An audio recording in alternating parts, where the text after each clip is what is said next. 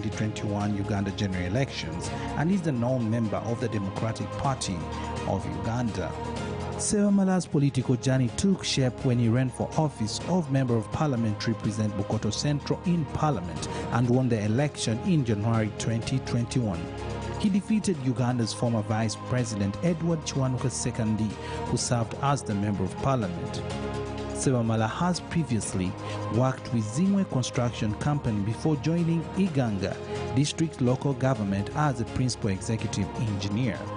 Sebamala joined Chambogo University, where he graduated in 2005 with a bachelor's degree of engineering. He also holds a master's degree in leadership and management from the Uganda Management Institute in Kampala. James Kakoza is a Ugandan accountant and politician who is currently serving as a representative of Uganda at the East African Legislative Assembly. Kakoza has previously served as a state minister for health primary care in the government of Uganda and served as a member of parliament representing Kabula County in Lyantonde district under the NRM party. Kakoza has also worked in several private and public institutions, including Sembule Bank, which would later be known as Bank of Africa, as a business director for Kabale Distributors Limited, a Ugandan import-export company, and the director of Uganda Importers and Exporters Traders Association. While in Parliament, James Kakoza was a member of the Parliamentary Committee on Commissions, Statutory Authorities and State Enterprises. Kakoza holds a Bachelor of Business Administration degree from Kumba University. He also holds a diploma in clearing and forwarding, as well as the certificate in Customs Basics and Tax Administration, awarded by the Uganda Revenue Authority. He also has certification recognizing him as a certified public accountant in Kenya. Brenda Akankunda is a lawyer, trade and investment policy analyst with over 4 years' experience. Akankunda is very enthusiastic about achieving pro-development trade and investment policies and practices at national, regional and global levels. In her current position as Program Lead for Trade, Investment and Development at COTD, she undertakes policy analysis, research and advocacy towards influencing trade and investment policy reforms to support growth of small indigenous entrepreneurs and protection of women's rights, farmers' rights, right to health, right to food, right to dignity and livelihood. As an alumnus of the International Tax Justice Academy, she has championed the quest for tax justice in Uganda and beyond. Brenda Akankunda holds a Bachelor of Laws degree from Kampala International University in Uganda.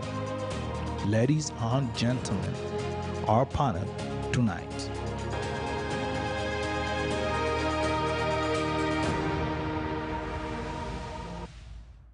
There you are. Those are our panelists for our discussion today, and you are also part of this discussion. So please contribute to the conversation by using the hashtag #CTVBigDebate, because we'd like to hear your views on this issue of commodity prices. In fact, what are some of these commodities whose prices continue to rise in your area? I'd like to begin with you, Honorable Sebamala, because yesterday the long-awaited statement from government on what is being done about the escalating, commodity prices was brought to Parliament. Parliament didn't seem happy with what the minister, gave to you. So if you could begin by just bringing the viewer up to speed with why Parliament, sent the minister back to come with a more comprehensive statement. What was lacking in what was given to Parliament? Thanks so much for this opportunity. Ordinarily,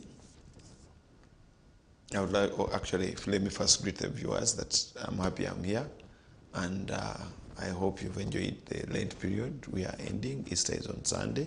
Thanks to all of those that are fasting and all that.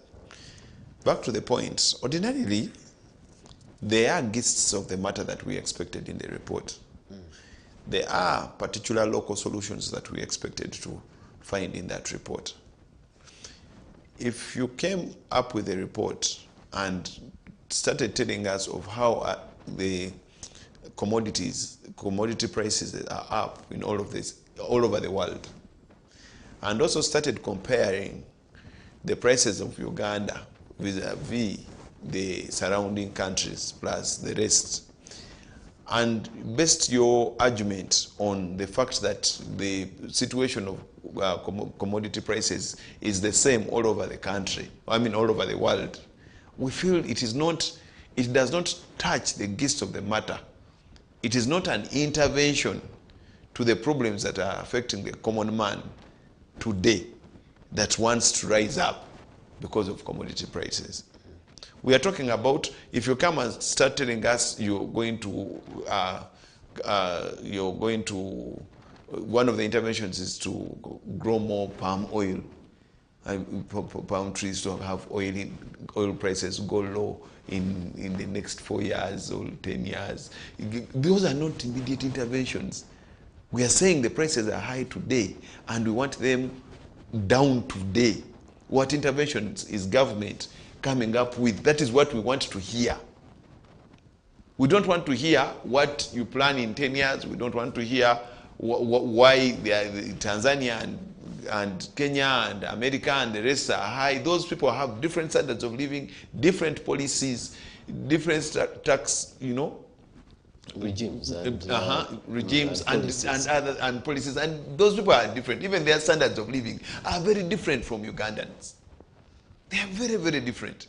We are saying in the regime that you've created today and the interventions that you've put up for the people to have welfare, what exactly we wanted to hear things like this. We wanted to hear things like we are cutting public expenditure. We are cutting by this much in order to cater as a subsidy here. You understand? When we cut this, we are going to have this amount of money, and then we shall use that money as a subsidy on such and such an intervention. We are cutting this amount of money because, for example, stamp duty, is it digital stamp that they are putting? There is that digital stamp on fuel alone. There is 30 shillings for marking per litre of fuel. We take over 7 million litres a day. That is $210 million. I mean 210 million going to one person per day. Just the company that is marking fuel per litre. It takes 30 shillings per litre. If you went and saw the different costs that are on fuel, there is around 500 shillings for road fund, totaling to multi-billions. However, road fund is just given 485 billion for maintenance of roads in the whole country. So where does the rest of the money go? You understand? So we wanted to hear, like, this is how much we are going to cut on fuel for the time being, for the time we have these commodity issues. These are the particular interventions we are coming in on public expenditure. These are the different interventions we are coming in for the service industry, such that we are putting in this money such that it can bring in more, maybe tourists and what, such that we have enough money. We are revising the loan regimes that we have. But today you come up, today you bring a loan of 184 billion for Uganda Railway Corporation. Because these are the factors. We did not prepare enough for the country at this time. How? We got loans for education. We got loans for health. We got loans for infrastructure. We got loans for different things. And almost 70% of that money has either gone out, we get from African Development Bank, we give Chinese, and then all the money is siphoned out. We collect taxes and all the money is siphoned out of the country. So you find that of the loan of, say, 100 billion, only 30 billion, or okay, say 100 billion, only 70 billion is actually at work. 30 billion is in procurement and then what, different things. Then of that money, some has gone to corruption. Then of the 70 that has gone to the actual work, all the profits, there's no profit repatriation bill. You understand? Where somebody comes in, gets all the money from African Development Bank or World Bank, makes all the money and goes out of the country with the money. So now how can we come up with intervention to see that money can stay in the country at the moment, and how do we see to it that the money that we have is actually working? We are borrowing 1.2 trillion for Uganda Railway from the Spanish. We are borrowing another, I don't know, 1.2 or 1.3 trillion for the expressway. We have borrowed $450 million for Kampala for Kampala capital city for next financial year. But just recently they gave out 70 kilometers at around $200 and something million. All the companies that have been given by KCCA are Chinese. All this money is siphoned out. You understand? So even the money you collect as taxes is siphoned out.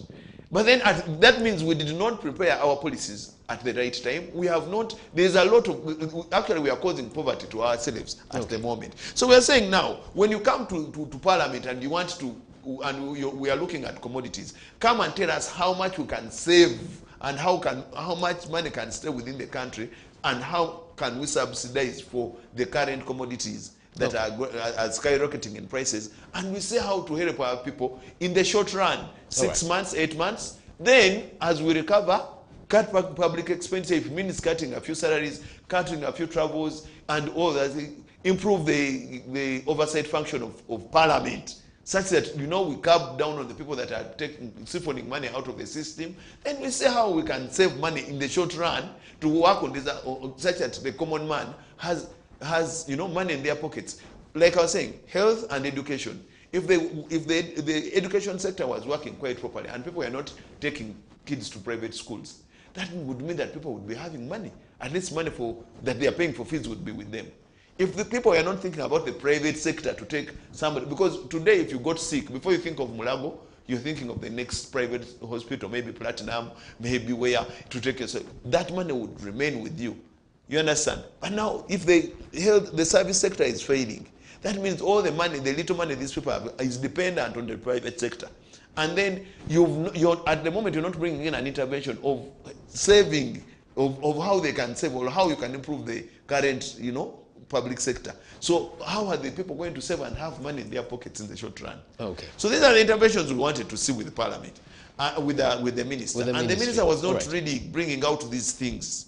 She was actually giving us a general overview of what is happening in the whole world and how they intend to, you know, mitigate the issues in 3-5 years' time. All right. Let me ask the technical team to just, especially for those that were not able to follow the presentation from the minister yesterday, to just give us snapshots from what the minister presented to Parliament. Let's watch this clip.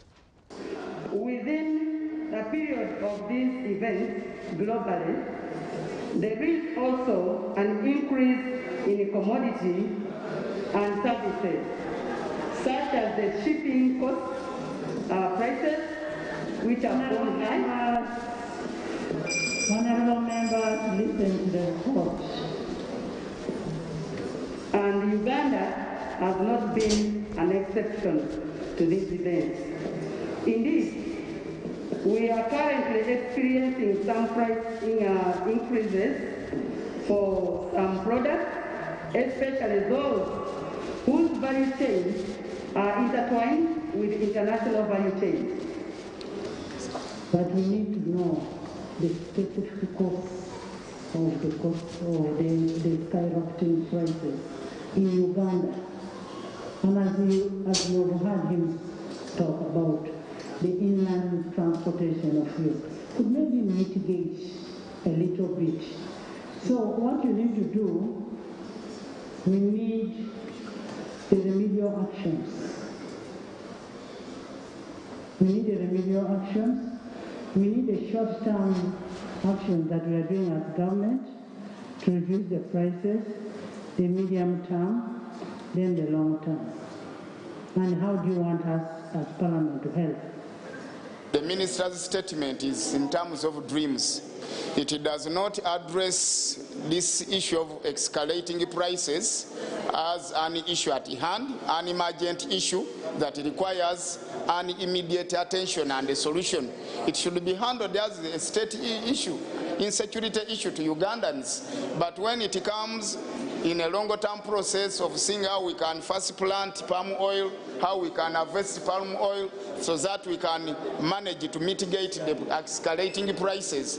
That is a long-term measure of which Ugandans are now looking at how can prices be brought down to suit their standards. Why don't we have short-term measures like, first of all, ensuring that there is no export minus satisfying our local and domestic market. Equally, for essential commodities which are imported from abroad, we need tax incentives and deduction and waivers for the importation of such essential commodities, among others. But as well, inflation might also require Minister of Finance and Minister of Trade, and also Bank of Uganda also to come in. Why does it now require me to carry a sack of money to buy a commodity available on our local market? There is also something to do with inflation and also empowering our people. Otherwise, the ministry's explanation and statement wasn't convincing. All right, thank you.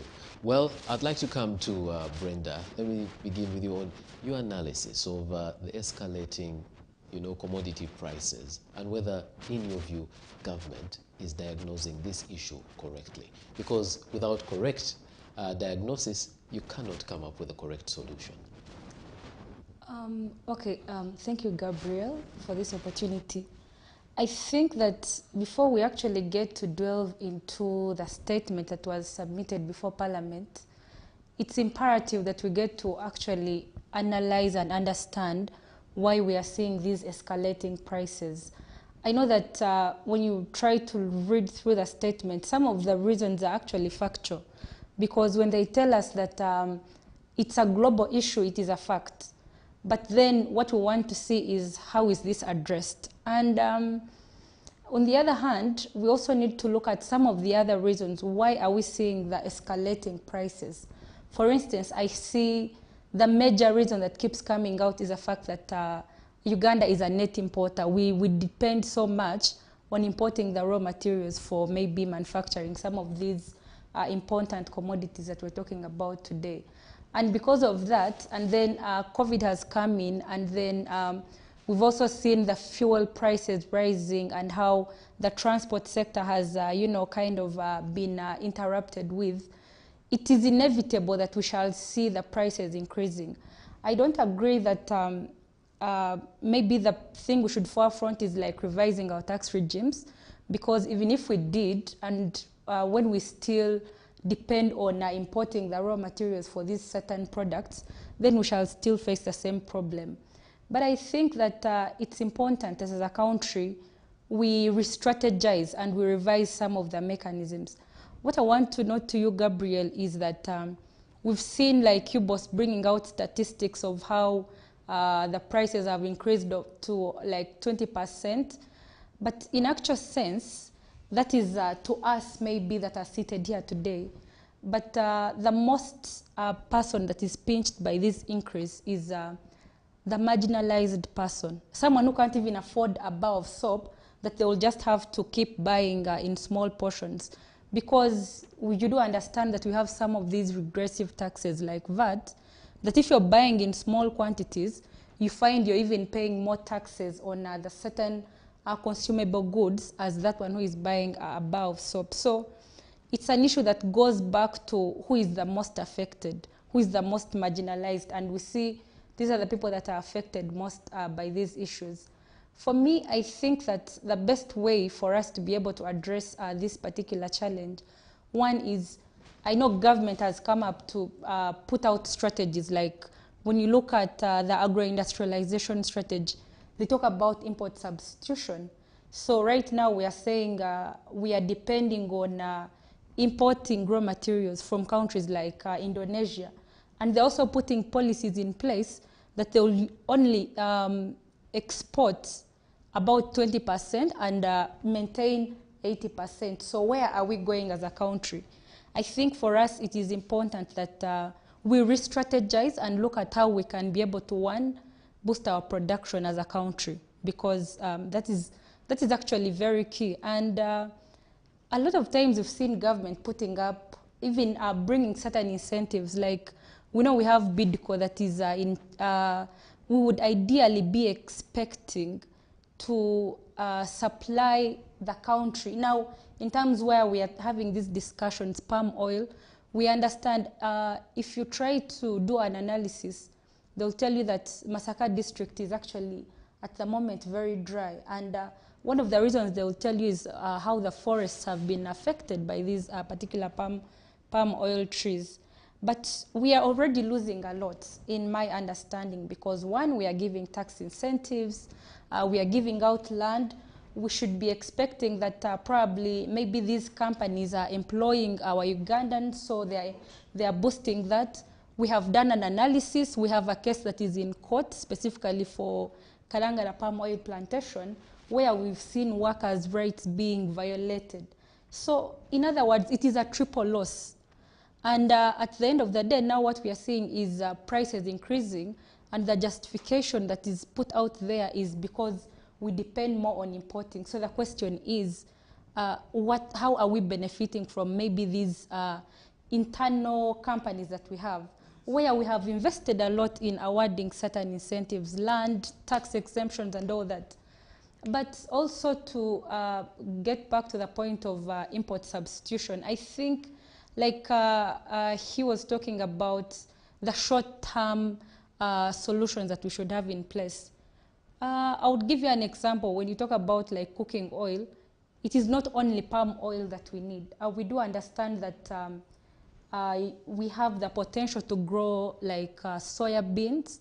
We have the potential to grow the sunflower, all those that can be used as alternatives. It takes about 3 months. I think it is an initiative that government could quickly come in and say, okay, let's support this particular one. And then also looking at the fact that we've seen certain times where government has come out to give subsidies. And now we're saying, okay, now that we have this problem, maybe government should come up, I think, under the responsible ministry and say we are giving subsidies to farmers to support them so that we can quickly find a solution to this particular problem. But if we don't approach it from that particular angle, and we just keep looking at the global dynamics, because right now we have the Ukraine-Russia conflict, and we've heard that it is having an impact on our fuel prices. And you don't know what is going to come tomorrow. Do we need to keep depending on these different international communities? But also to take advantage of maybe the different regional economic communities that we have. Today we are celebrating DRC joining the ESC, but what does that mean to us? What does it mean for maybe our oil? We understand that DRC is rich in that. Can we leverage on maybe them joining so that we can be able to see how we benefit, and in the long run it is able to, you know, feed the whole of us? But for me, generally what I think is some of these reasons are factual. And if we don't find solutions, we shall either keep lamenting, and they will keep affecting us, and not just us, but especially those that are marginalized, that cannot even be able to afford certain prices. So I think let's re-strategize. Let's look at the NDP3. What does it talk about when it's addressing issues of agro-industrialization? I know we are opening up, and liberalization is the talk right now. We are joining the AFCFTA, the African Continental Free Trade Area, where we are opening up the market. But where are we leaving the local producers? If we are opening and then in the next day we are saying that prices are increasing because of the certain conflicts that are in the different countries, Kenya is about to go into elections, what could happen if maybe they close up? We know we are a landlocked country.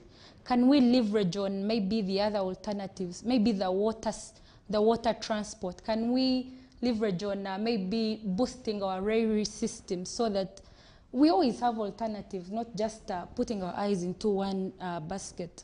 Okay. Honorable Kakoza, your analysis?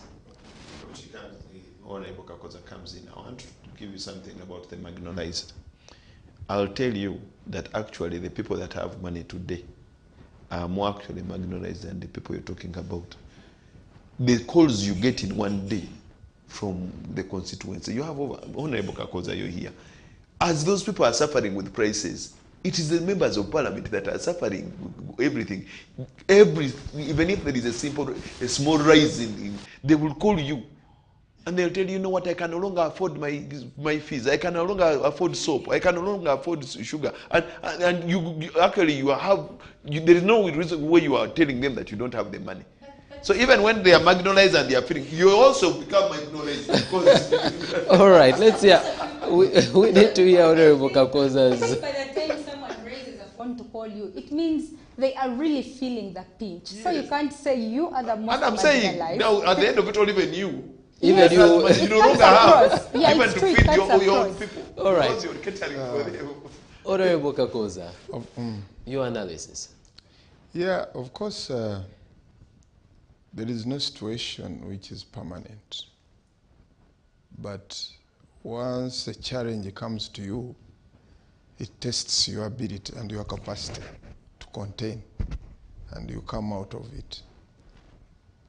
Of course, what the minister was stating yesterday, I think Minister of Finance, technocrats, they have to sit down because the situation has come. How do you deal with it and come out of it? Some countries now, because of the global factor which my sister has talked about, the Ukraine and Russia war, already like we could have planned already. We could have planned already that such a time when it comes, what do we do? In other countries have a base of the reserves. The reserves in the country which you have can contain a situation for a year or 3 years or 5 years. Like Uganda's case. Now, I remember in the past previous years, we've been urging government to have reserves on oil and fuel, that in case we have such a problem, how do we contain it to come out of that environment in case the neighboring environment in a short term. But you know the oil reserves were sold. But these are things which could have given us to come out. We could have planned some time back, a long time ago. Because you see, controlling an economy is just, principally, you just try to put remedies that in case an environment comes, what do I do? Like such a situation. If we had our reserves and we know that in case anything happens to the neighbors, the Ukraine, the war is there, can we go through an environment of 6 months or 1 year or 2 years? I mean, it's the weakness of the technocrats. They could have predicted this. Because you see, economy always, its principle is depending on the environment, which happens by that time. You try to control that environment, how you come out of it. Because if factors don't remain constant, the economy flies off. It deludes what you had planned. But you, as a person who is in Yingin planning for the country, you should expect that and have a planning system, a strategy, like now the situation we are in. Now, Minister of Finance, Minister of Trade could have sat down and say, what do we have as a policy to come out of this situation? Because as we liberalize the economy, it's the policy we have. So, if we liberalize the economy, but should we leave everything to business people? If you leave it to business people, then their interest is to take advantage of the situation. And honestly, today, we've got an opportunity to meet the Minister of Trade. We met him as East Africans and to ask him, what this situation, how do we go about it? We are not organized. Because the farm sector now, people who are controlling the economy, these are private people.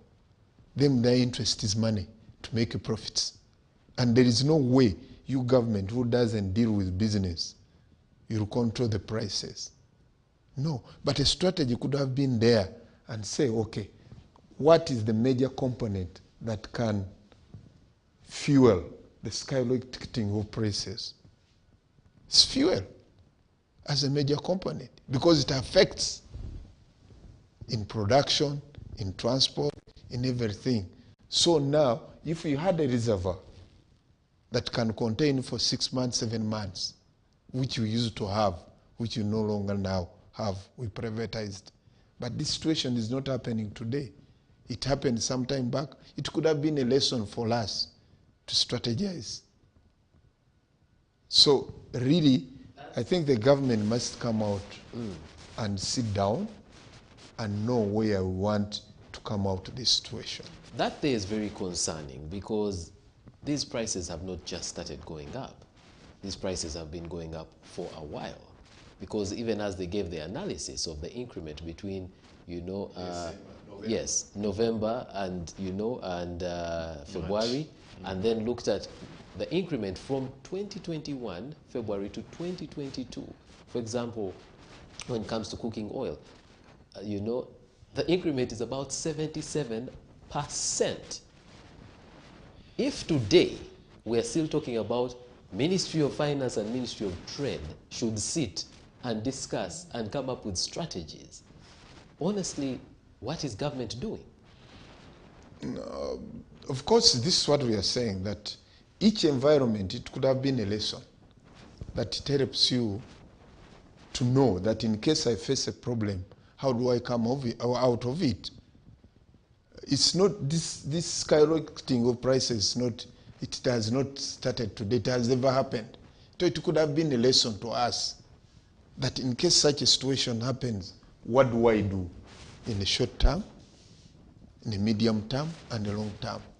The fuel prices, it's not the first time that they have been going up and up and up. So the best way, we could have used our reservoirs, the reservoirs we have, and we keep oil in our reservoirs. We had in ginger everywhere, and we store enough fuel. This is what America is doing. But information to my brother. Even if we looked at, even if you've been asking about how prices have been going up and government is planning. If you looked at the owners of these particular businesses, the people that are supposed to plan for these businesses are the people that are running the businesses. Go and look for who is in fuel, who is in transport, who is in telecommunication, who is in everything. And these are the same people that are planning for the country and are benefiting and profiting from the same country. This is what I'm saying. You liberalize the way we did. Yes, you liberalize, and then you become the liberalized. You become the owner of the business. You see, the module of privatization was the New World Order of Ronald Reagan and Margaret Thatcher, which was a policy of 1993. But those countries who rejected that module, like the Asian tigers, they had public-private partnership. That them, they were saying, if our management is bad, but we could control our assets and have them, you contract us the management, and we come out of the situation. So what we did, we went with the model of privatization. So we sold off completely. So the best way now, since 1993 up to today, it could have been a lesson to us that go back into PPPs. to go back in the public-private partnership, whereby we don't have a service and these people, the business people have money, you can partner and have a business with them. Those oil reserves, government could have said, could have provided equity of land, the river reservoirs were there, and these people import, put in their fuel, and they get a minimum price, and then you control there. All right, let me put it this way. Yeah. Has government shown signs of learning from, these unfortunate incidents? Not too long ago, we had a shortage of fuel. Why? Because of, a decision to test truck drivers for COVID-19 before they could enter the country. Conversations about the fuel reservoirs went on and on and on. Yes, if we had those, we would have cushion and therefore, wouldn't be in this kind of crisis. This is less than 2 months later. We're pretty much talking about the same thing. What is it going to take for us to take action? Because it seems like we know the problem. We can speak about the solution, we just can't implement it. I think if the information which is given by my brother, Honorable, you see, when you are running a government and you have a conflict of interest, there it becomes a problem. You compromise a principle. And when you compromise a principle, then things don't run professionally. So these are the strategies we have. Government must get interested. On a serious note, government must get interested and know what the information, if it's true, he has given. Because if I have a conflict of interest, that I'm the one who's supplying fuel, I take advantage of the situation. So if I'm in government, I won't allow government to plan and have a reservoir. Even if you get what I'm talking yes, about. No information. Yeah. When we are getting the loan for Civil Aviation Authority, the $200 million, yeah, we put a component of a fuel reserve. Yeah. It was removed. We got a private company that is putting up a fuel reserve. You see? And we even gave it land. We gave it where to put it and everything. We don't even have any shares in that. The private company said, no, now for you, instead of us putting it in our, because it was part of our contract at $3.4 million, this particular component was removed, and this component was given to a private owner. Now tell me, at the time when we have no fuel for the planes, why won't the person that is having it private escalate its prices? Should I ask if, with giving that away, Parliament also gave up its mandate of oversight, because this is where you check government and this is where you push government to action. Actually, that's where I was coming in. Parliament, I'll tell you this, that in Parliament we do post-mortems. What happens is the Auditor General will go, investigate this thing. After investigating it, then they will come and tell us to now look at it. After it has even passed. The next financial year is when you look at it. Now the report for 2020, for 2021, 2022 was tabled in January. Yes, 2021. It was tabled in January. We are not going to intervene during operation. They have brought us a report showing us that this money was taken. This one did not do the right thing. Then now you're going to depend on that report. No, but and then go. Although we also have a function under Rule 159, I think C, where we can go and intervene during. Yes. But at the time during the operations, this is very hard for you to know what is going on in a particular. Honorable Kakoza would like to come in there. And you were in coming Parliament in for there. 20 or so years. You see, the Auditor General reports to Parliament. So the work of Parliament is really, once they give it to you, the report before the next previous year. What we used to do when I was in the House, those agencies that never utilize the money properly, since the functioning, the function of Parliament is to appropriate, they could be put to question and say, please, we gave you money, like you've said, you gave Civil Aviation to put a reservoir, fuel. Where is it?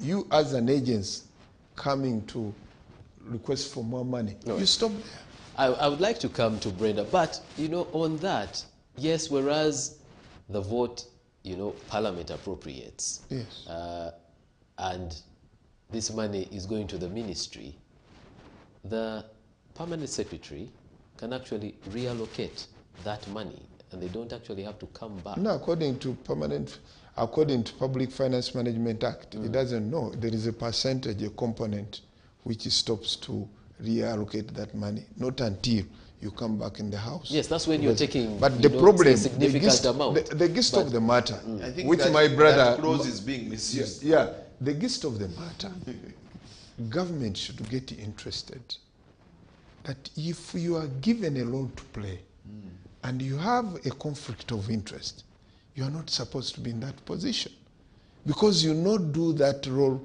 properly because your interest is in that role. In that role. So if they say like you made a strategy to have a fuel reserve of oil and for 6 months or 8 months, you are given money, but a business person and you are dealing in fuel, you will not do it properly.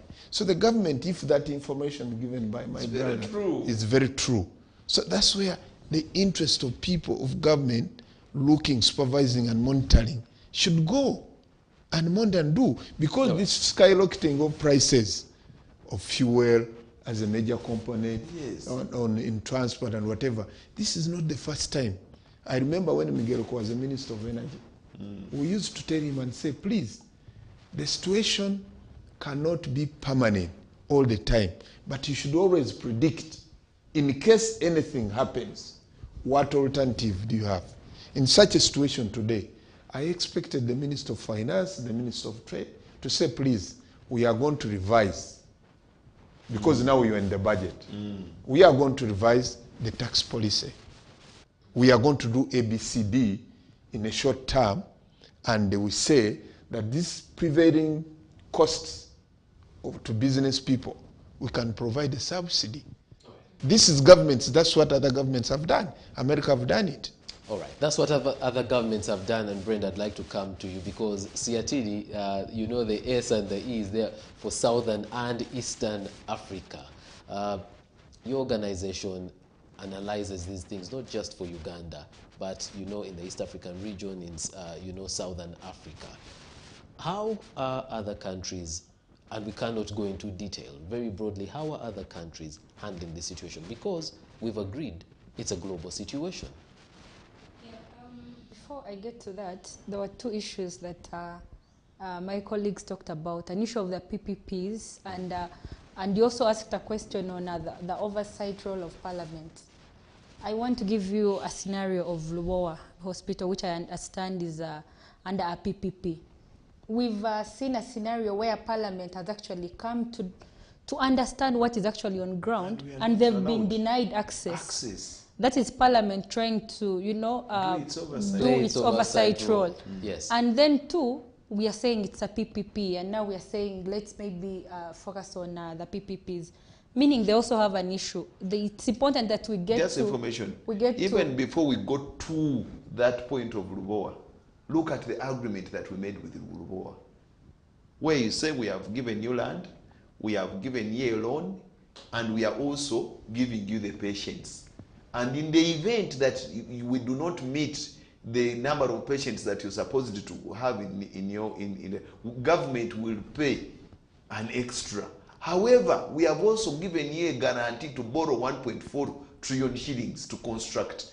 In the event that government has delayed you by any COVID has come and all those things, we go to our reserves consolidated fund and get money and help you pay for what we guaranteed you. And we have paid we have paid for that loan because she has gotten around 300 billion by now for construction. Auntie, as a member of Parliament, now you are in the time. You understand? And then you go there, as you go there, they deny you access. As a member of Parliament now. Is that this money already in the budget? So let's come that money in the budget. Another 300. Yes, then you have to question. Which brings it to 600 billion shillings. Then you have to question.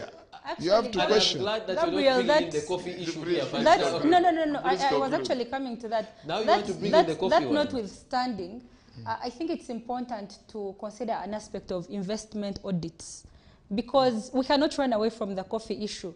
We've seen those challenges. We expect the hospital to be done by now, and it's not. And what we are seeing today is a Ministry of Finance signing an MOU with the same person. And among the clauses, there are some that are ambiguous in nature to say that you're going to be granted tax exemption in all the laws of Uganda. And in case you incur any taxes, government will bear that cost. In case the exemption does not cover. Yes, but that's a discussion and probably for another day. No, and that goes also for the civil aviation contract. It goes for the national corporation. Gabriel, there's another issue, Gabriel. Yes. The issue of Ministry of Finance, Ministry of Trade, and not sitting together. I think one of the other challenges we've seen over time is a lack of that policy coherence. Today, Frank Tumwebaze put up on his page, Honorable Frank Tumwebaze, how the Minister of Agriculture was not consulted in this particular issue. it shows you how there is even no, that coherence is lacking. But I want to come back to the question that you had put up, what other countries are doing. I'll give you an example, like I'd already talked about Tanzania.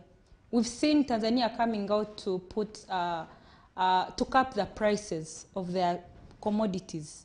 And in one way or the other, what is actually important for us to, point out there is, like we've been talking about privatization and this whole neoliberal approach is, you talk about privatization, you cannot run away from deregulation. The fact that government has decided to give away its role to regulate because the sector is privatized, and you're not going to tell this business person how much they should charge. But I think in such critical times, it's important that the government should come out to regulate. But also on the issue of our exports and imports, when you actually look at our trade and this issue of palm oil, you realize that we are exporting a lot of palm oil, yet we are also importing a lot of it. So the question is, if government was to come in and, for instance, say, we are not, like I told you, Indonesia is coming up with this policy to say that 80% of our palm oil will be kept for local production. And that is why we have BIDCO in place. When you look at some of the promises they made is to ensure that they're able to supply these certain raw materials, the palm oil, to these particular companies. I think it's important. Over 60% of it. Yes, they're exporting it, and then we have to import. And now the excuses we are giving are that the net, being a net importer and bearing all those costs during the importation is one of the main challenges. Yet we have our own. And for me, I think there's the will of government. That is why we have different strategies that speak about these particular things that we're talking about today. I think it's about coming out to implement certain strategies, like the agro-industrialization strategy, focus on import substitution, focus on making sure that you boost local production. And we also reduce on how much we are exporting, especially now that we've been faced with this crisis. Let's say we are maybe not importing, we are leaving in 80% of the palm oil that we produce to be used for local production, and then we can only maybe export up to 20%. That way I think we shall be able to bridge that gap that is existing at the moment. Right. Honorable Kakoza, you have a regional perspective on this. Being a member of the East African Legislative Assembly, she has mentioned Tanzania, and they're reducing of taxes on especially fuel as a way of catalyzing the prices coming down for some of these commodities. UBOS, Minister of Finance, which is the engine of economic planning, it has the statistics, because you cannot take a formula of Tanzania, of Kenya, but we as Ugandans within the environment we are working in, how do you deal with those figures now? You see where you see that the prices are going high. How do you strategize to say that I can control the situation instead of going out of hand? So if you put a policy of 1 year, like the tax measures, you could revisit now in the next 1-2 months, because the budget is going to pass, and say, what am I going to do now? If I was expecting to get a recovery on fuel of certain amount of money because of a tax rate, this is now, because it has an economic multiplier effect in every production. That's where you come in and say, please, this rate is reduced, but I can recover it in another item, so that you stabilize that skyrocketing. Because the only way a government can control all those prices, that through policies you put in place. And the policies you put in place, but those it are seems the like tax the policies measures. are coming in place, but the policies are not being implemented. No, it cannot happen, because government is ignoring its own policies. If you pass tax measures, Conflict of interest. yeah, that's the question. It goes back, because if tax policies are passed as a tax measure to generate a revenue. How much do you expect? When you find that that one cannot be achieved, you change the strategy. You don't stick to it. And that's why, by the way, tax measures are every year, so that it allows you to enable you to revisit the figures you were expecting. You've not achieved them. How do you now analyze that full year with that policy? And you revisit it back and you change it. You get what I'm saying? So you, as now the situation has come between, I think it's January, today when? It's January, February, March, April. We are ending almost, we are remaining with 2 months. The tax policies you put in the other financial year, in the budget, today are they going to be in tandem to cater for the situation so that it cannot go out of hand? So this is where technocrats come in and say, please, the policies we put, they didn't work out properly, or the situation we are in right now. I remember when COVID came in, we resisted in the House. We didn't increase any tax anywhere because we found out that all the businesses were closed. Where we're expecting revenue, people to practice those businesses, the tax measures cannot be followed up, and we said now, such a situation, can you increase the rate? But you know what happened? So what of the option of reduction? Because we've seen of course. it has been done elsewhere. We haven't seen it here. Yeah, of course, this is what I'm saying, that finance and the statistics they have, they could have come in. We are left with only 2 months to go to budget appropriation and then to adopt another tax policy. So right now, they could have come out and said, now the strategy is going to be A, B, C, D, and people should be aware. 2, we are putting a certain amount of money as a priority, that we are going to import fuel which can contain the situation for the next 6 months or 1 year. Meanwhile, when we see what goes on in the global trend. But you cannot do that when you have wars that are running around. You get what I'm saying? So these are the policies you play around with to sustain your budget and also to see that the situation doesn't go out of hand. But don't expect that you bring a tax which will increase the rate and you expect you to come out of that situation. Okay. We have to... So the best way is just to readjust and say what is the situation. And when you adjust, if possible, where necessary, you subsidize. And you say, I'm foregoing a certain percentage of money on fuel collection, on prices of fuel, and I say, I'm going to subsidize this. All right. Honorable Sewamala, I know there's a point you'd like to make, but it's time for us to take a break. You will make that point when we return from the break, but I'd like to remind you, viewer, please use the hashtag #CTVBigDebate so that we can see your views on this matter. The conversation continues after these messages.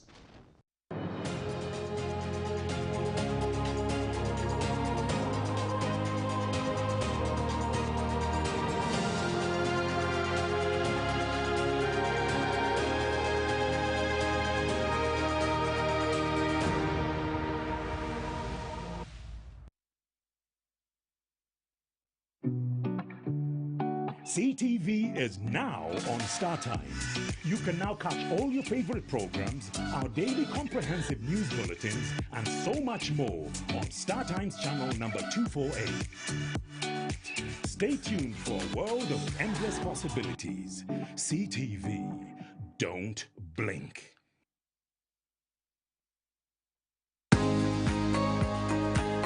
As we embark on a journey to realize our full potential, we all need expanded minds and limitless possibilities. We need to be accurately informed. CTV is your growth partner. With reliable, in-depth news, we tell the story from all perspectives. We bring you the story in real time. Catch our comprehensive daily bulletins in Juba Egorovie at 7 p.m. and PM edition at 9 p.m. CTV. Don't blink.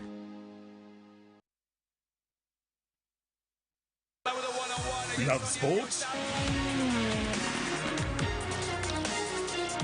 We do too. We got you covered. The Sports Dish, your daily lunchtime sports show that serves the intrigue, breaks down the act, and gives you an in-depth analysis of the odds. Who's going up? Who's going down? Catch all the thrilling action right here on The Sports Dish with Clive Chazé. Now showing on CTV. Don't blink.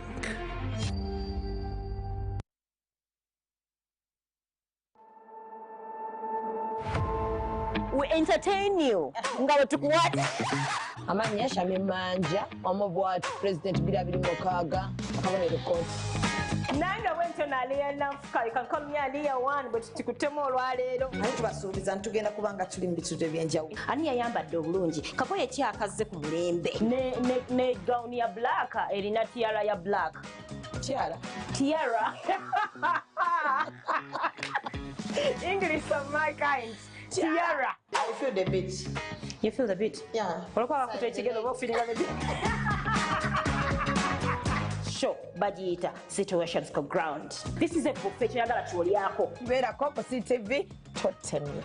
Don't blink. Now showing on CTV. Don't blink.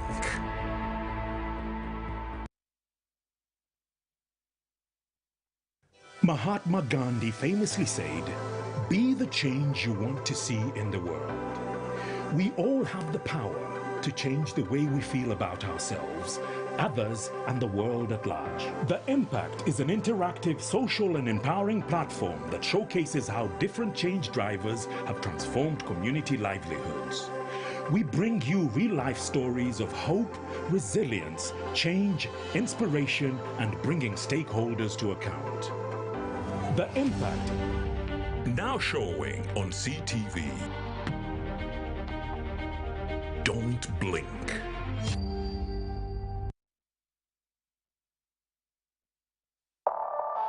Since 1963, this shirt has united fans and players across the country. It is more than just an article of clothing. It is a sense of pride for us as we catch the kinetic action. In the heat of the competition, we stand with our champions. This shirt brings us together. CTV becomes the principal shirt partner for KCCA FC. We are committed to the game, to bridge the gap and bring you closer to the awesome team you love. KCCA FC, more than just a club. CTV, don't blink.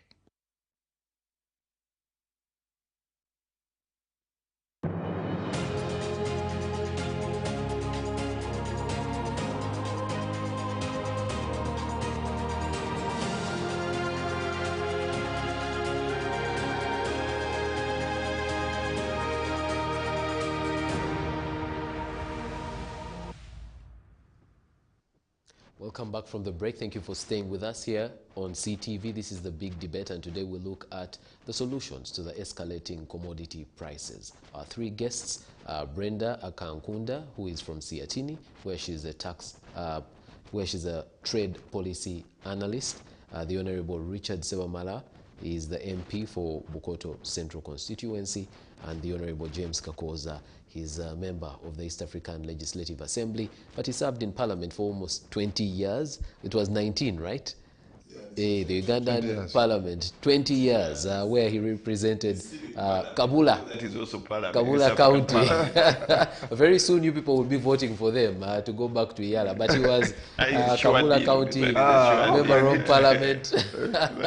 He also served as a minister for primary health at a certain Fortunately, point. I've been on the on the finance committee. Yes, I was on the finance committee and for you actually 17 won the years. finance So all committee those for quite a while. we are talking about, Yes. those are part of the laws we passed. He's a member of the NRM, and I'm going to come back to you with certain questions in relation to what the government is actually doing, because it seems like we are in free fall mode.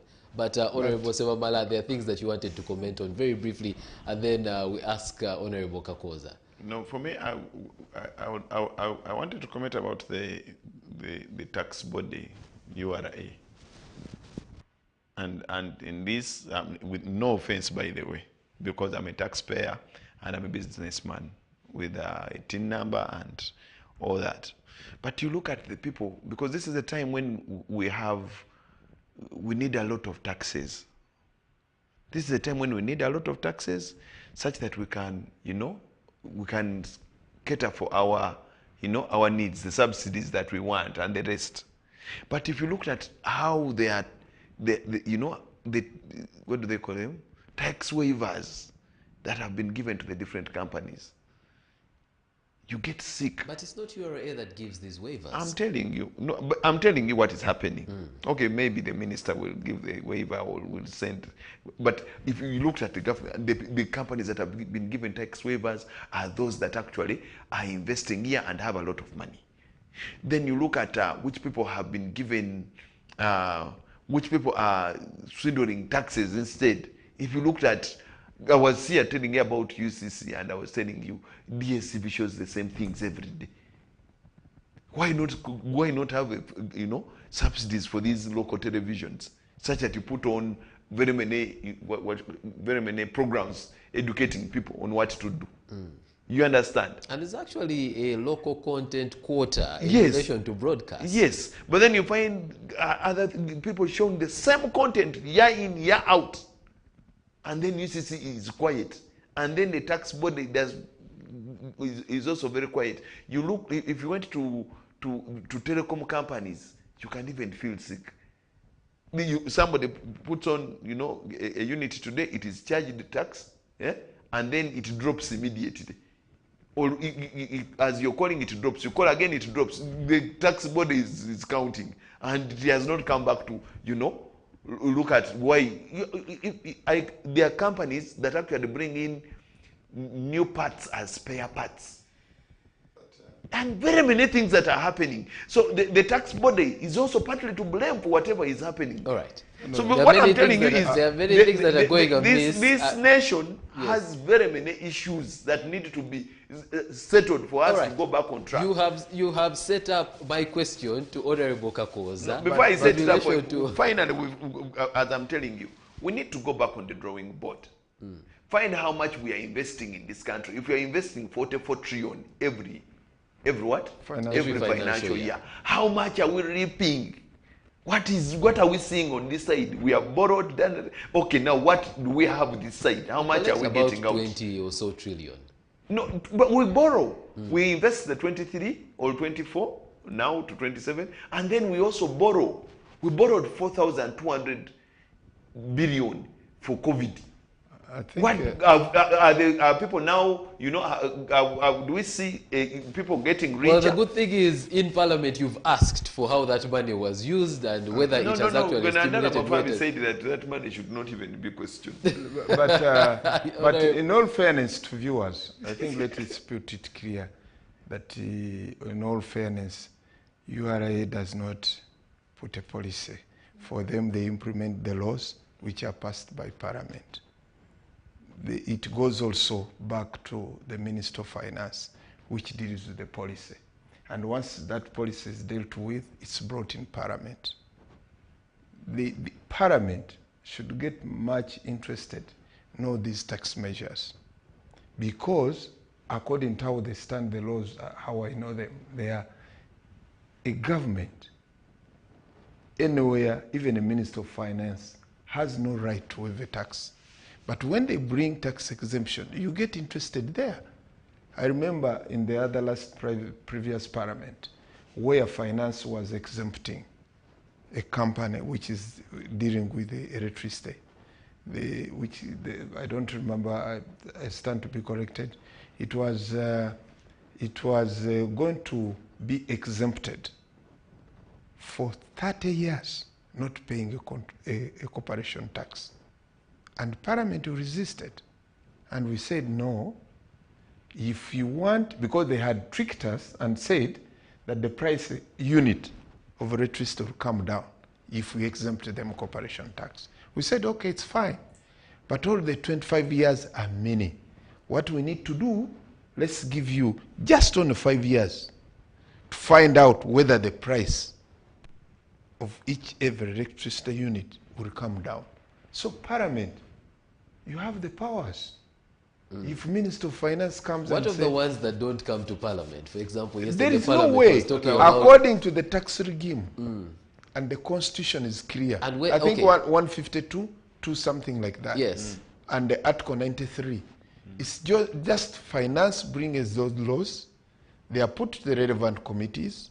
Once they find that they are not in tandem with the benefits, the economic benefits of Ugandans and with the revenue collection, that it will injure the Parliament resists and it doesn't pass. So that law. means this agreement So- that was signed by Penet is null and void. Yes, because there is no minister who can come and say, please, any tax regime of exemption, it's Parliament to accept it. And the law is clear.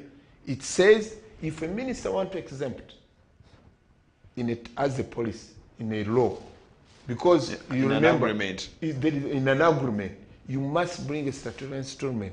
It must be submitted to Parliament to accept that. Two, all the tax exemptions, all the taxes we have, they have got laws. We've got import duty law, excise duty law, VAT law, income tax law, all those. Not until that Parliament sit down and amends, there is nobody can amend that law without coming into Parliament. All right. So back to my question. Back to your question. What is happening? No, back to your question. There's supposed to be a government in charge to make sure that... No, the government in charge, but back to the question you said, people are not doing their roles as they are supposed to do them. And where's government when this is happening? No, of course. Those are the people in government. This is what I'm saying, that people must know or must play a role. It's a combined effort. It's a combined effort that really, if you are put into implementing a certain role and you have a conflict there, it will not move. That's corruption. That's corruption. Yeah, but that's what I'm telling you. Because if you tell me now and say you put money for investment to store fuel for a certain period of time, and you're involved in companies which are dealing in fuel, will you put up that? You will delay. You will delay. You will delay. You will sabotage the system. You will delay. You will delay dull. I'm not discussing as if it's, but if it's a fact, that road would not be played by that we are person. here. We are saying, who is the owner of the medical thing? You go down So, and look. so this is now members of Parliament. Well, let me come to Brenda. Brenda says, at least she just responded to you and said, that's not viable. Why do you think it's not viable? No, I think that when we have these substantive arguments, we cannot bring in an aspect of distance yourself from a certain arrangement if you have any interest in that party. Because what is a fact is that you'll find that most of what we see around is owned by those that are either making the law or are in place to influence the law. But for me, I think that our push should be to see policies in place that aim at pro-development. And I wanted to get back to that issue of the tax incentives. You know, the topic is always, we're looking at economic development. And we do understand that for us to be able to achieve development, we cannot do away with investments. And in most cases, looking at the fact that we may not have maybe the capacity ourselves locally, we always look at how best we can be able to attract FDIs. And one of the best ways to attract them is by offering tax incentives. So we can't run away from that. However, we should maybe look at aspects of... But on those tax incentives, it seems like in the East African region, where, you know, in the so-called race to the bottom, because we're in a bonanza. Because it seems like where everybody is trying to out-incentivize the other country, which is detrimental for each country. No, you see, actually, for information, a foreign direct investment, really, unless somebody offers it, you must calculate it. Yes. And so when is the time to break even?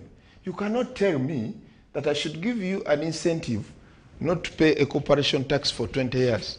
You are not making any profit. And I signed such an agreement. Yeah, what are you doing with that business? And 10 years, 7 years, you are not making any profit. What are you doing in that business? But we have given those. No. They have been revisited. All those tax incentives have been revisited. I remember Bidco. It was given a time and they revisited it. When we saw and we audited what he has put up and what we have given them, we changed the agreement. I'm telling you, for Bujagali, those people who are involved, we changed it. It's the powers of members of parliament and government to say, please, we gave you this particular time. You see we are breaking even. We cannot continue to do that. Yeah, I think there is a clause when they are making those arguments. There is a clause which says you revisit and those terms and conditions given to you in case they don't make those arguments, they don't make them indefinite. No, there is a clause to review in case those terms and conditions unfold up. That's where government and people dealing with that take much interest to know what's happening, monitoring.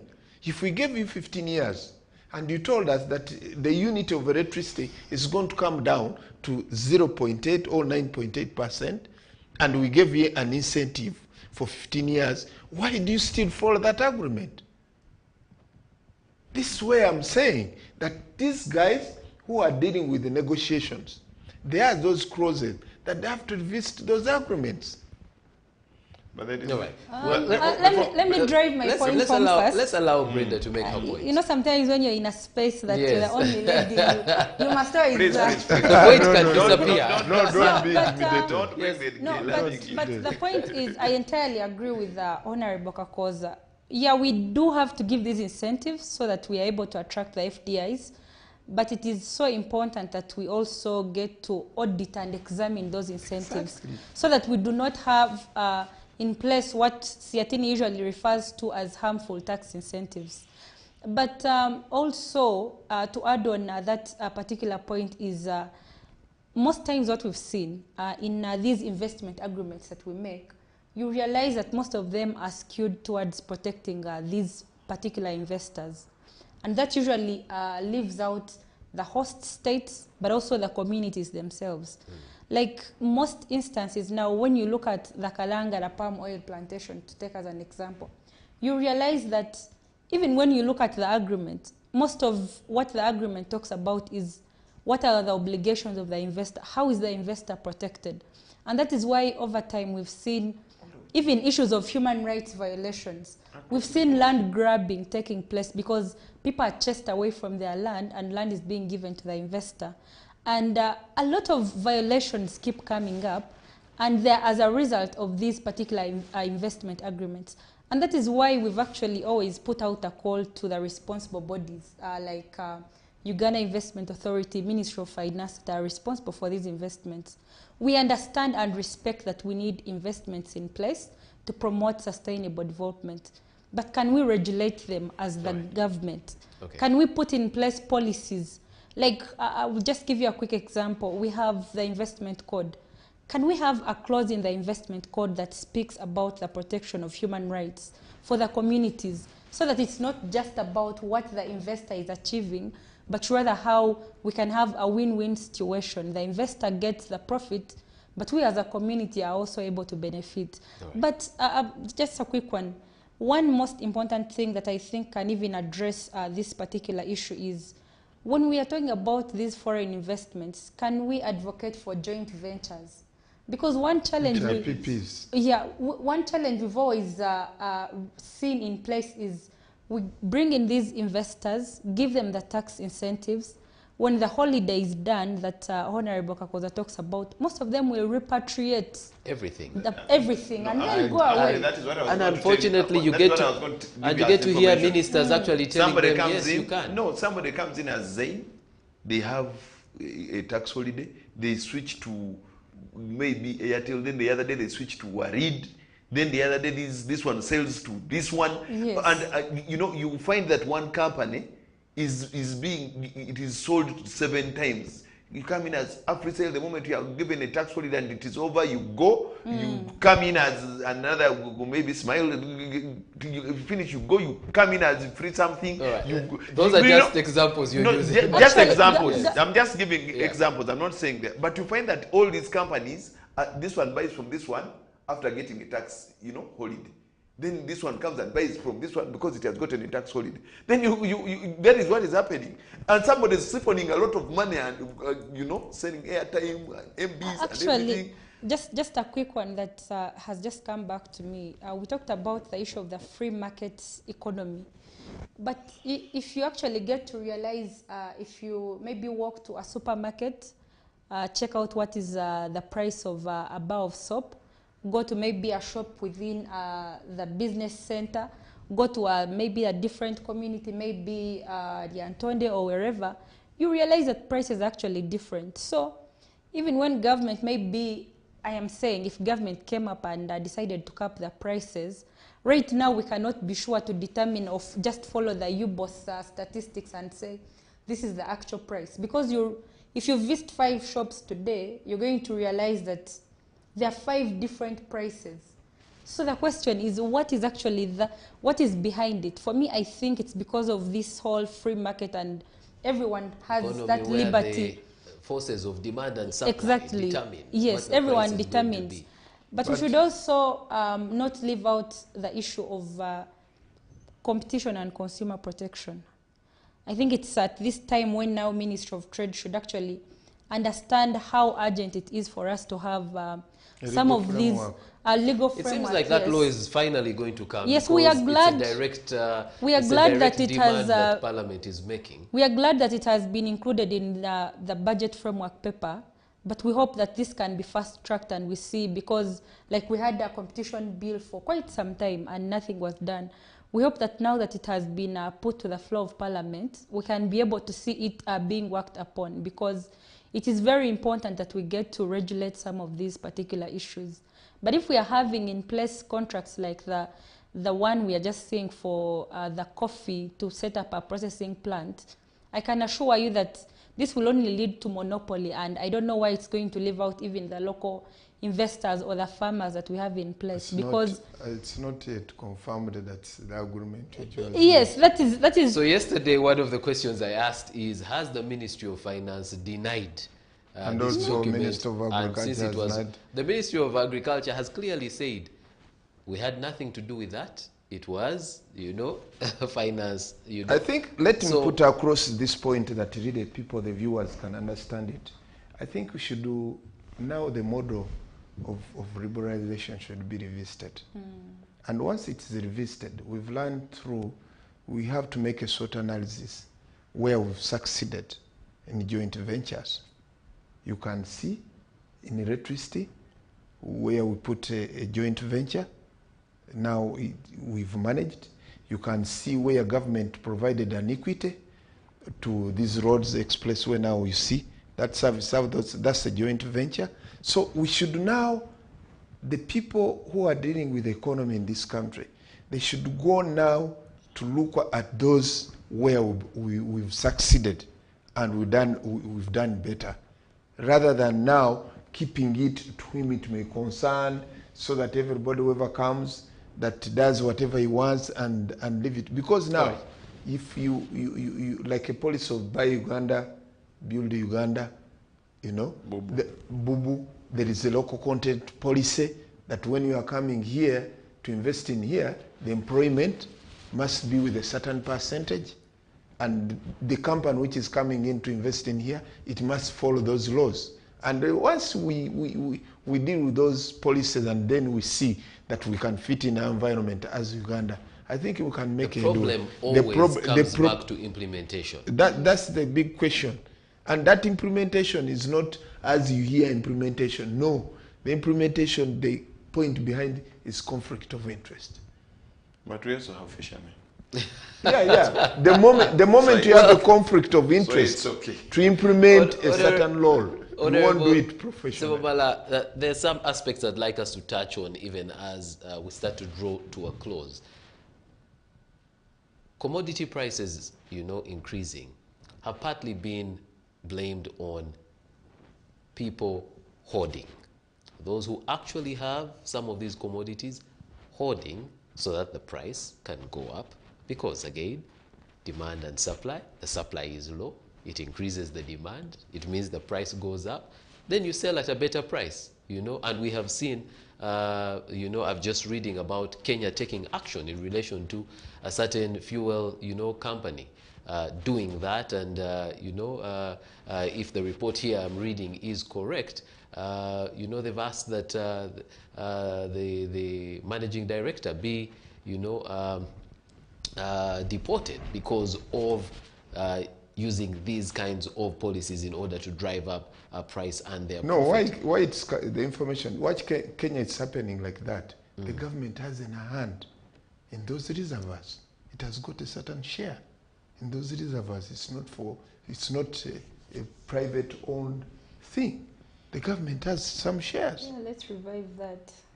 The government has some shares. Because the moment you want to shift from that policy and the government is losing a lot, it comes in and say, please, it has got some majority shares of government. All right. Honorable Sebamala, what do we do about people hoarding and making a bad situation worse? Hoarding is a business thing. Hoarding is a business, principle.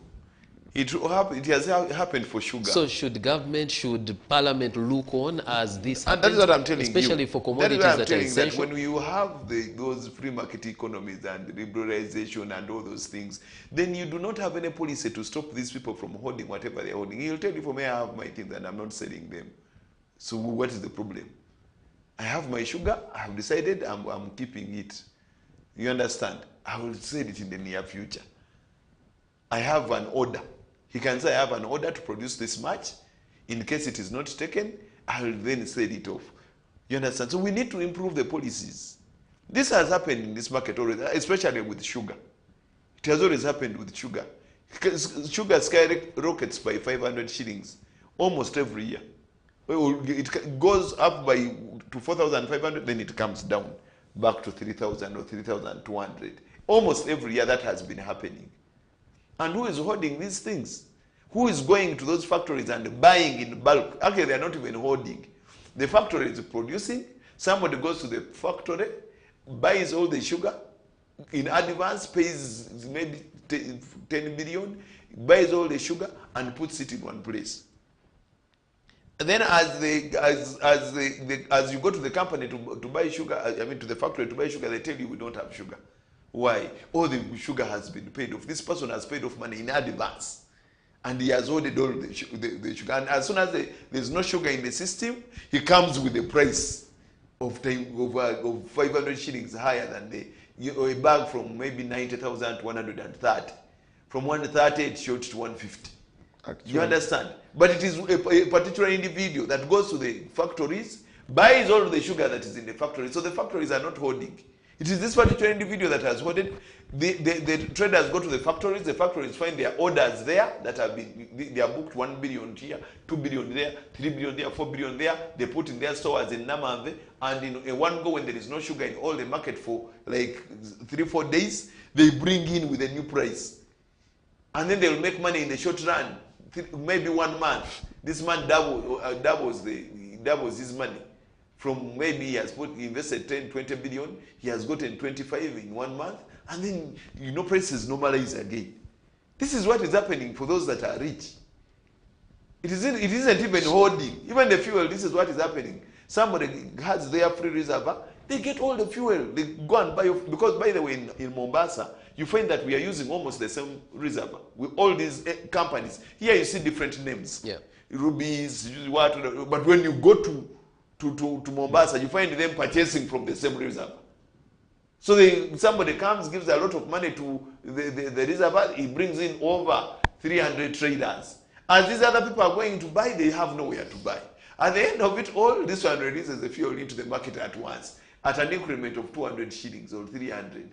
Makes money, gets out of the system, and the price goes back to normal. So this is what this has been happening time and again. But where price goes policies, back to normal. That's not a usual one with fuel. That's what I'm telling you. It seems like when fuel goes up, it gets stuck on the road. That's what I'm saying. Where is government's intervention in this particular Actually, time? where if you read National Development Program 3, the core projects to be implemented in, those items which are really can swing and they disrupt the economic base, National Planning Authority gave a strategy that you government you should get interested.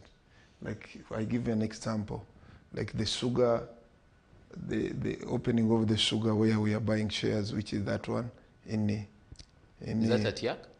Is it no? There is another one in. Is it in Guru? The one of at Yak Sugar Factory. It's at Yak that's in northern Uganda.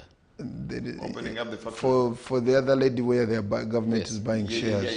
Yeah. At Yak Sugar at Yak. So if you have the capacity, and government has interest there, the person who is producing sugar to buy it, you will deflate the what? You will produce more, and you put it on the market, and that holding of business, you won't have it, because even if you have capital, enough capital, and you hold it for certain months, you are not safe. But the other people are selling, like government factories selling, you won't do it. So these are the core projects that the government, but the worst, if you look at that, I don't know whether it's intentionally or not. Those core projects that are having an economic base to help government prosper, they have not provided money in the budget. So that's where you MPs must get interested. You must see that the priorities which are going to help the economy to grow and we have more reserves, that once we face such a situation, we go to the reserve and subsidize. This is what these other countries are doing. So you should get interested in that strategy of NDP3 and say, we have to put money here. That these are the core projects which are going to help the economy. And once you implement them, you will have a revenue collection. It will come high and you will have a reservoir. That in case you face such a situation of skyrocketing prices, you go to the reserve and say, please, I'm subsidizing for some companies, and once it grows, we come out of this situation, they pay. All right. But also, before she comes, just a minute, just 1 minute. What I'm telling you is, for all those companies, for all those countries that have grown, there are particular services that they do not give out entirely. Transport. That's true. Transport. How can you privatize transport entirely? Because this is profit per day. Government knows it is going to make. Telecom. How can you give out telecom completely to private companies? You understand? You cannot give out telecom, you give out transport, you give out education almost entirely, you give out medical services almost entirely. You only have only 20% in this. You give out these. Actually, in Turkey, they have even reached an extent of having their own government supermarkets. Supermarkets come make government supermarkets that have products that are at a lower price. You can go and buy from the private supermarkets. Those are high quality products. Or come, if you're not rich enough, come to these government supermarkets and you buy low quality chocolate and go back home. So how will the other people, increase the prices when they know when they know there is an alternative? Actually, Parliament, you have a bill where you need to pass it very quickly. As a major component of production is power. So you have to amend that law very quickly and very fast. The law of amendment of Umeme, that contract which was given to Umeme. The concession agreement. The concession agreement. Ending, but it must be revisited quickly, because one of the major component of production is power. You cannot leave it to anybody, a private sector. But the problem with the Umeme contract, again we go back to the way the contract was made. The contract of Umeme is supposed to be paid 20% return on investment. And the government has not been paying this money. It has been paying 5%, 10%, 15%. So we already have a backlog on how much money we are supposed to pay them on return on investment. Yes, that even then, it can become an area to be paid. Regulatory Authority that is supposed to be overseeing Umeme's, you know, The regulator, yes. the regulator, has also been agreeing to Umeme's investments, even when some of them are redundant. You come and put up a substation in what is it? Queen's Way, you put another one in Kololo, you put another one in Namgongo, you put another one, you understand? And then these investments are working at 20% investment, but then ERA has allowed 20% you know, output, but then ERA is still continuing to give Umeme more, you know, more, allowing it to invest more money. So if you go back to the agreement, actually if you cancelled it today or you went back to renegotiate that agreement, it is actually government that is losing more money than even in Umeme. Umeme will tell you, I'm ending in 2025, pay all my money, pay also all my, right. my Thank you. We have to start drawing to a close here. So agreements I'd like your quick comment, Brenda, on the issue of hoarding and what can be done about it. I don't know if it's quick, but I just want to point out 3 things. One is on liberalization, but also vis-a-vis the consumer welfare. And then the issue of the budget priorities, what we should focus on, what does the NDP3 talk about? The issue of power. When you look at the National Budget Framework paper and some of the ministerial policy statements, then the National Budget Framework paper highlights industrialization as a priority area for this year's budget. And while we were doing our analysis and also referring to the Auditor General's report, they show that most of the companies, factories, are operating below capacity. And one of the major challenges is the high cost of doing business. And that is where the power comes in from, yes. But when you look at the interventions, like government is saying, we're going to give you DC money to establish more factories, which is the investment arm of government. And then we're saying, no, what we need is not new factories. We need the existing factories to be able to be supported so that they can operate to full capacity. So I think it's important that we re-strategize. Even when you look at the issue of the PDM, the parish development model, the way it is structured, and yet we have existing challenges of maybe like post-harvest handling facilities. Can we instead revert those resources to that? But then there's also the issue of liberalization, and it comes back to our discussion today. On one hand, you look at liberalization and then consumer welfare. I think majorly it is meant for that. When we liberalize, because maybe the cost inputs are quite expensive here, but because we've opened up, someone, especially now under the African Continental Free Trade Area, someone may easily come in from maybe South Africa, where the cost of production is not so high, and that means the consumer will be able to access the services at a cheaper price. But on the other hand, we talk about boosting local production. And when you've opened up, it means you are Ugandan that is actually struggling. You'll find your prices are quite high, as opposed to the prices of maybe someone that producing in Nairobi, where the cost of production is a bit less. And where does it leave you? It means at the end of the day, the consumers will want to take what is at a cheaper price. So I think it's a debate that we actually need to delve into and get to understand more and see how best we can link the two. But I don't know if maybe I should just give the closing from my end.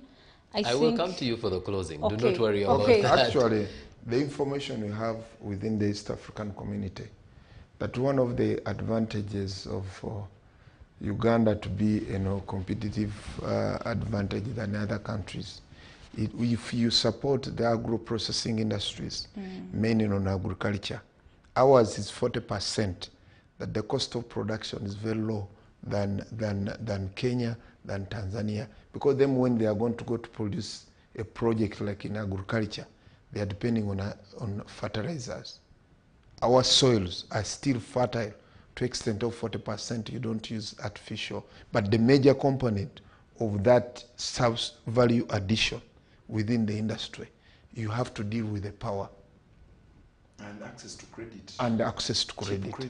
So the moment you do that, you'll be at a competitive advantage than any other countries. That's the cheap and patient. Yes, credit. of course, somebody who wants to invest in now in agriculture processing, he cannot go to Kenya or Tanzania.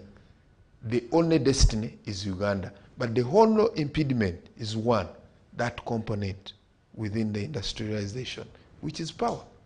So the moment you deal with that, any foreign direct investment, somebody who wants to bring money, you want to produce a product at a cheaper cost.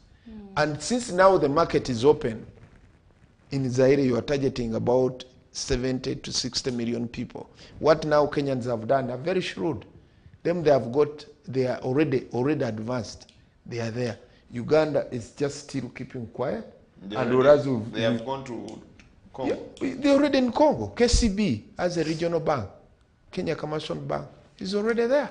But now us, which bank would we send there? This is what I'm saying, that now they must be Minister of Trade, Minister of Finance. They should be now telling the public to strategize and reorganize to capture that market very quickly. As we talk now, you know, business people, let me finish my point.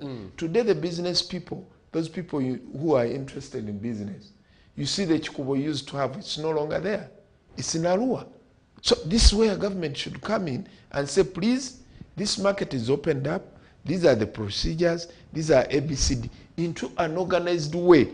Kenya already, they are going to have a summit. Okay. They are going to let me put it this way. Let me put it this way. In Kenya to call all the business people. How do we wake government up? Because something we've seemed to have said consistently from the beginning of this show is that government is not doing what it should do. They are listening. They are listening. Yeah. They are viewing. They must. We are doing what we are supposed to do. Yes, we are doing what they are supposed to do. Because today we've made the Minister of Trade. Today we are here. Alone. Today we are here. Parliament is asking them, how do you ABCD? We are working the government to work. We are putting it, that's our work, to put them on toys and say, please, there is something going wrong. All right. Can you rectify it? All right. When things are tight like, you know, the way they are right now, part of what you hope to see, and, you know, I believe the Archbishop spoke about this, is government spending habits changing, tightening the belt because the times are hard, and then, you know, saving that money and investing it in places that will cause exactly a multiplier effect. Precisely. Are we seeing that happening? I will start with you, Brenda. I will go and end with Honorable Sevamala on that one. Just if you could just respond to that so that we can move to. I don't think that's happening because we are still seeing unresponsible spending. I would term it that way. And also, like the example we've been giving throughout the show, certain policies or agreements being put in place, yet they do not support that particular notion. Okay. Honorable Kakoza? I think public expenditure should be reduced to save that money, to invest it in where priorities that can spur the economy of the country and will generate a revenue. Where you invest in and you see that you are not going to break even, these statistics are there. They have got the records. They have got the figures. They have got them. Now the budget is coming. Where do you put your money to see that the loans you have, you are going to invest to reap more? Not to put money where you are not going to get more revenues. So the priorities must go to those set priorities, as in NB3, so that it can help you for future, even the loans you want to have, and you have a revenue in the budget. Because as we stand now, I think it's about 57% external borrowing to support our budget. Remember, in 2013, 2014, 2015, we had reached an extent of government revenue collection, supporting our budget 75%. What went wrong in those years? They should sit down and see. This is where the strategy should be. When members of parliament are just appropriating money, they should stick to principles and say, no, we are investing money here. We think that within 5 years or 3 years or 7 years, we shall get dividends out of this. And also oversee it. Yes. All right. Honorable? For me, I know the government, our government is very good at paperwork. NDP3s, Vision 2040, policies and everything. But when it comes to action, things change.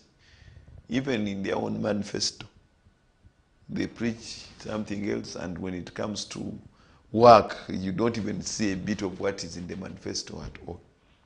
You understand? By and large, is government actually focusing on what we think it should be focusing on today? No, it is not. Entirely no. Nobody, I'm telling you, we have loans that are choking the government. These people, you're not going to tell these people that you're cutting off that. He's moving with 30 vehicles. You tell them to move with 15. They will feel insecure. With 15, they are used. Because cutting government expenditure means cutting on fuel expenditures. Cutting on these very big salaries. But the big salaries, if you cut a big salary, the guy has already gotten a loan on that salary. If you cut it, that means now government has to subsidize for the bank or extend the loan period. But this money is supposed to be in parliament for 5 years. You say, okay, let's cut and then we pay you 20 million instead of whatever, 25 or whatever.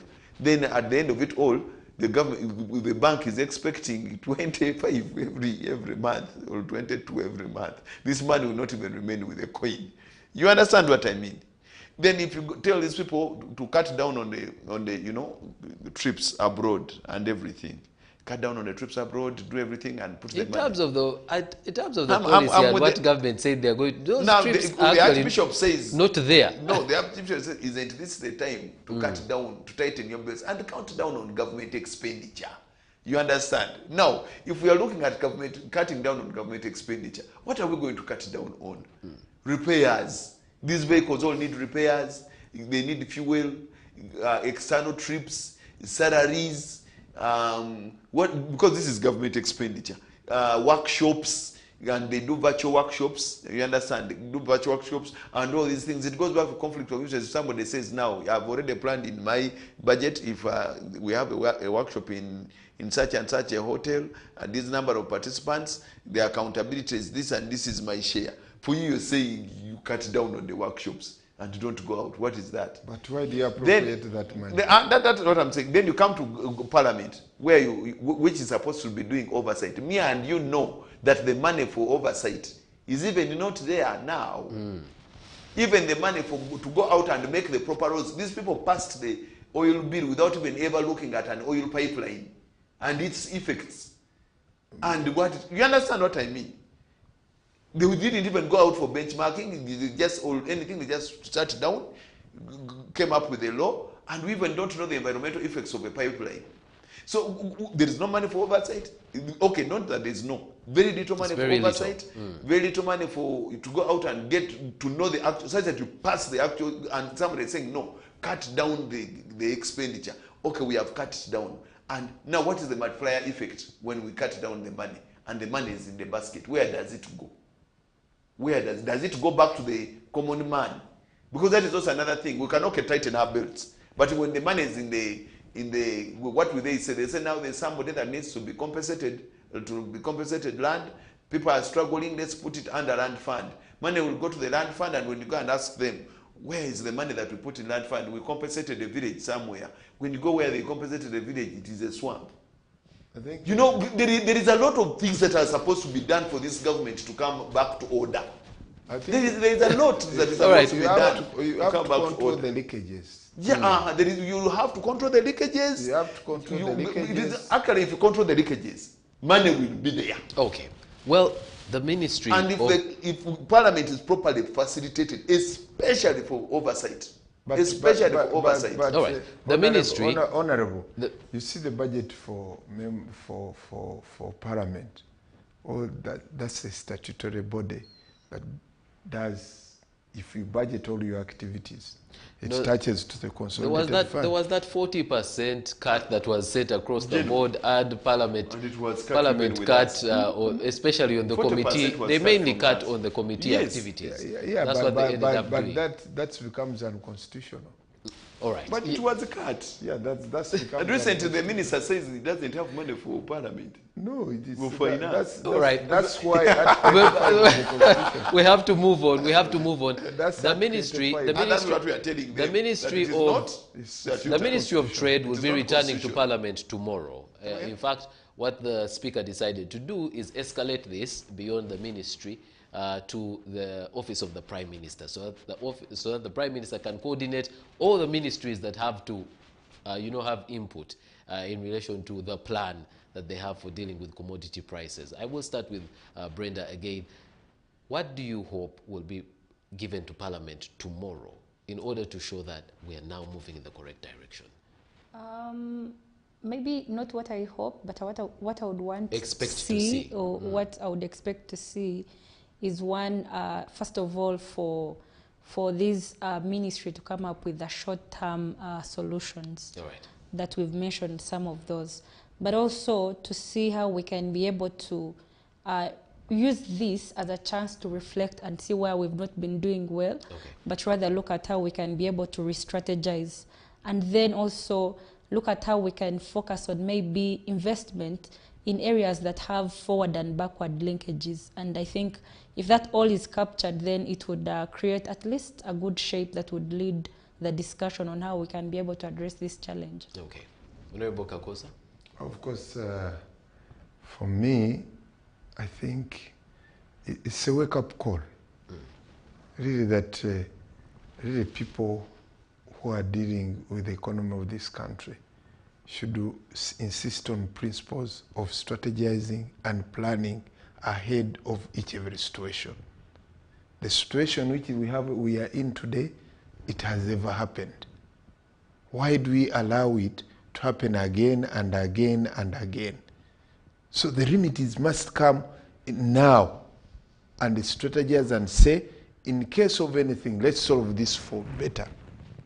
Now I expect that the fuel skyrocketing we have, I expect government to invest in oil reservoirs, which we have, which we had. They are empty. We must put money there and say, in case any issue comes, we have enough fuel for 6 months or 1 year. And we solve that and it gets away. The next budget, I'm expecting that really we should not be diverted. We must be principled and invest in money that we think can reap revenue, can encourage production, and we can get more money in a reservoir, that which can help us in case we face shocks in the economy, we can sustain. All right. Honorable Sewamala. And you will be there. You will be listening to them. What should they, address? Of course, I would expect that they would come up with some bit of regulation. Some bit of regulation of the liberalized economy. They should come up with some cap. They should come up with some recommendation on how we can cap these prices and necessarily raising. Hope upon hope, because government has been consistent in relation to, the liberalized economy. Yeah. That is because they are the ones in the economy. But that especially, I expect something.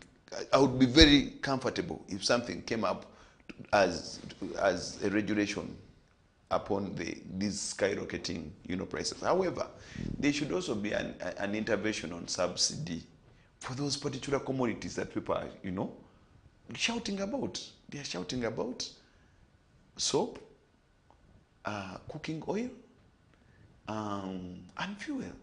There are three. You understand? If we have borrowed for anything else, why can't we help the economy in 3-6 months? As bailout. As bailout.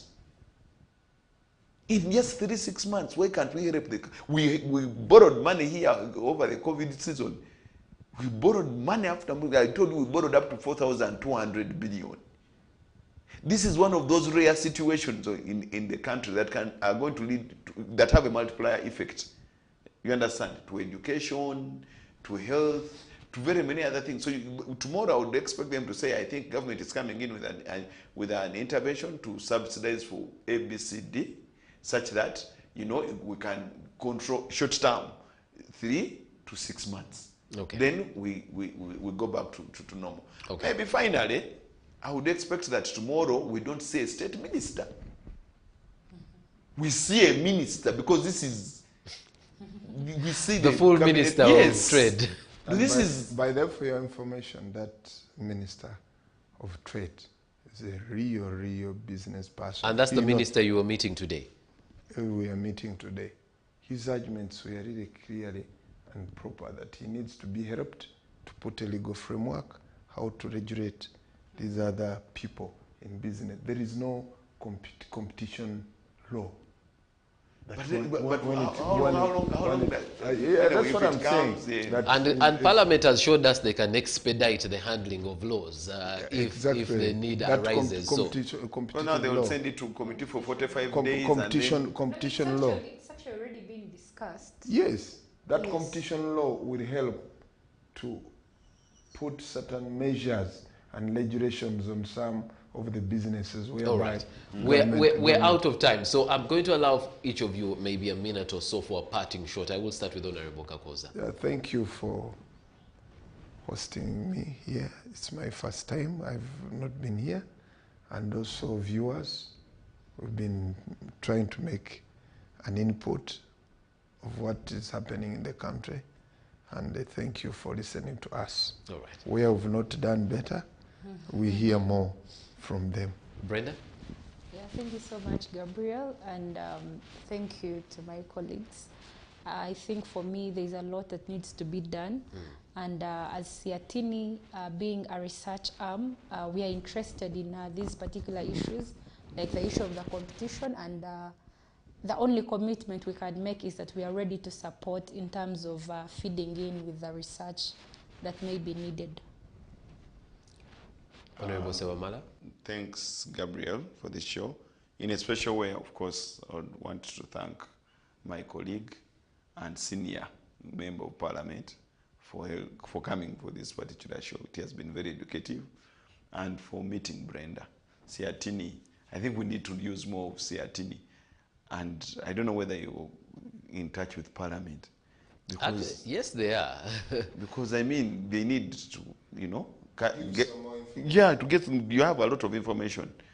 Although you will agree that some of them are farmers, not even fishermen.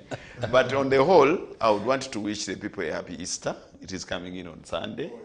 I would love to thank all those people that have taken Lent onto heart. You know, I'm one very staunch Catholic. That I would love whoever has been, you know, has fasted and has put this Lent period to use, and you're getting out of it as a changed person. All have changed a few here and there. Thank you very much. I would also love to tell Ugandans or fellow Ugandans that brace yourself for an impact. The economy is not doing well, and we don't think it will be better soon. We expect the government to give us a statement tomorrow. Our viewers and constituents, of course, are hard on us on the prices and what government is doing. We believe that by end of tomorrow, we shall have the right answers. Honorable Sewamala Richard, Bukoto Central Constituency, Brenda Akankunda from Siatini, and the Honorable James Kakoza from Yala would like to thank you very much for being on The Big Debate.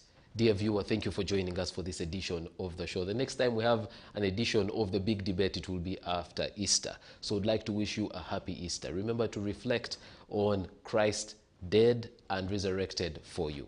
From me and our panelists for tonight, it's a good night. God bless you. Until next time, stay blessed and don't blink.